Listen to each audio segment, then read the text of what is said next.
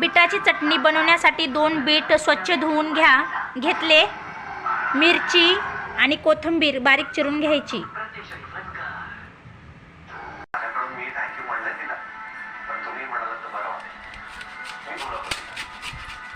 व्यवस्थित खिसून घ्या. बारीक खिसून घेतल्यानंतर पळी तेल टाकलं कढईमध्ये. नंतर थोडीशी मोहरी टाकली. थोड्याशा मिरच्या टाकल्या. कोथिंबीर,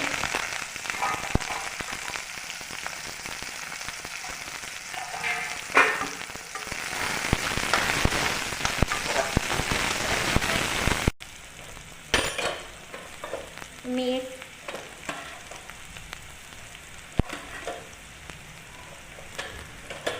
थोडीशी चटणी टाका.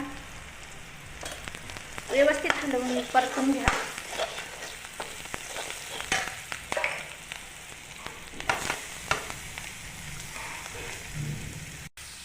व्यवस्थित परतून घ्या.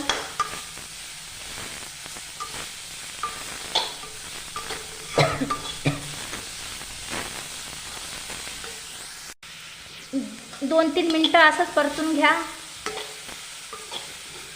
बीट चटणी खायला खूप छान लागते आणि याने रक्ती वाढते. शरीरासाठी खूप बीटाचा उपयोग होतो.